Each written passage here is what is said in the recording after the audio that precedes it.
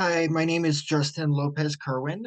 For my final project, I wanted to do an examination of Latin music. We did touch on it a little bit throughout the quarter, but I wanted to really dive more into this.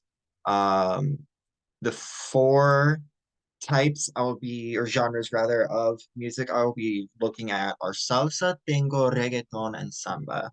Obviously, there are a lot more that aren't here. Baracha, mariachi, flamenco, just to name a few. Um, but I really wanted to focus on these four distinct types. So let's get started. Our first one that I'm looking at, or we're going to look at, is salsa. So salsa is based on an Afro-Cuban music, um, with elements of other Latin American music. What surprised me was that this was not developed until the 1940s and 50s, and actually in New York, not in um, Latin America, as I thought. And it wasn't officially labeled as salsa until the 1960s. Now, salsa, for any of the Spanish speakers out there, translates directly to sauce. So in this case, we're not talking about the sauce, we're talking about the music.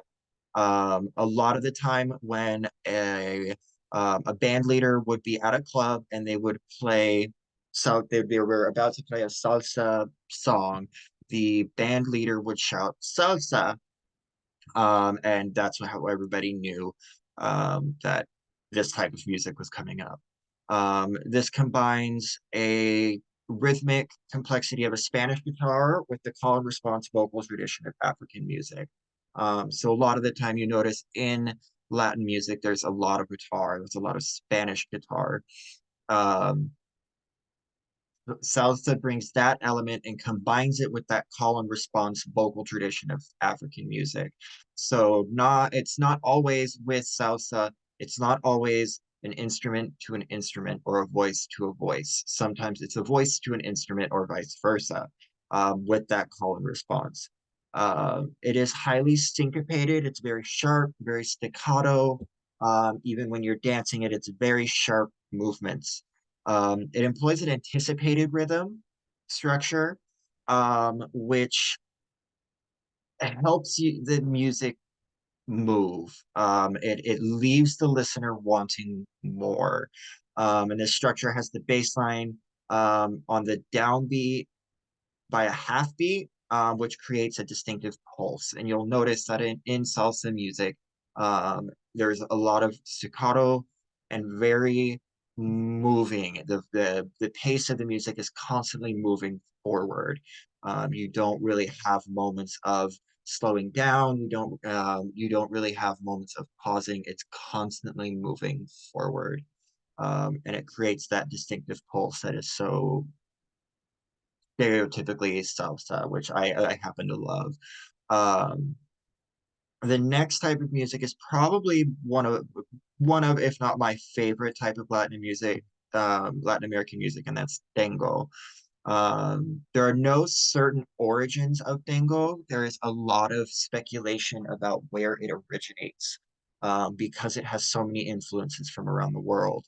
Um, During the late 1800s and early 1900s, Argentina saw many immigrants moving to the country, um, most of which were single men. Um, of course, a lot of the songs that are classified as tango are recorded in Spanish, but a lot of the lyrics you hear, if you were to translate them, it's about longing and it's about wanting what you miss, because a lot of these men were homesick. As you see in the picture here, it's a very up close and personal type of dance, and the music leads to that. It is it's a mix of a light-spirited variety of flamenco, which has more of those upbeat rhythms, much more upbeat pulses, a much more upbeat feel, with a milongo, which is a sensual and scandalous Argentine dance. So tango was seen very poorly by those who were in the upper class. Um, they looked down upon it because of the origins of the music itself. Um, it wasn't something that was very popularized until the later 1900s. Um, and it is mainly coming from Argentina. However, something I did find was that Uruguay, which is another Latin American country, has their own version of tango. The two versions differ slightly with beats, but in general, they have that same sort of um, longing feel to them. It's a very melancholic, very um, slow to fast and then fast to slow vibe of the music. And once again, like with salsa, the tango leaves the listener wanting to continue listening. It draws them in. Um, and another point to make is that both of these so far have roots in Africa, and it's something that I've noticed with Latin American music is the um, influences of Africa that have influences of Africa on Latin American music. With beats, with instruments, with rhythms, it's all of this combined into we're now at two different distinct types of music. The next genre is reggaeton. Reggaeton is a very contemporary genre. It was developed in the 1980s when Jamaican workers were traveling from Jamaica to Panama to help build the Panama Canal, um, where reggae was later adapted to the Spanish-speaking culture. Um, in the 1990s, the music then traveled to Puerto Rico, and it also integrates the influences of Black culture, of African culture, with Latin American culture. So once again, we have now three in a row with influences in Africa. As the genre became more mainstream, more popular, a phenomenon termed the blancamiento um, started to happen.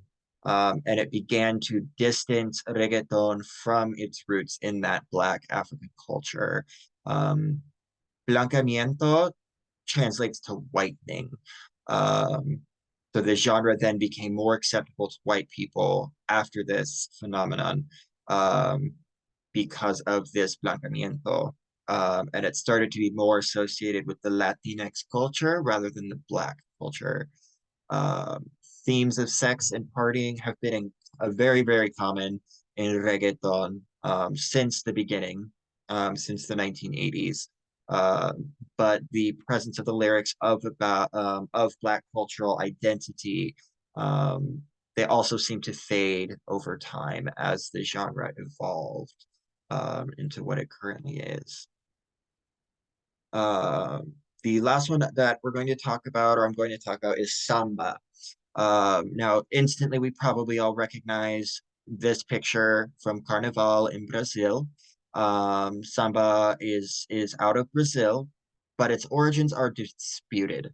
Um, it can be placed, the roots can be placed with traditional religious ceremonies brought to Brazil by slaves, and it combines the rhythmic percussion tempo variation with the sounds of a pandero, a rico rico, a tamborim, and a cuica, I believe is how that's pronounced.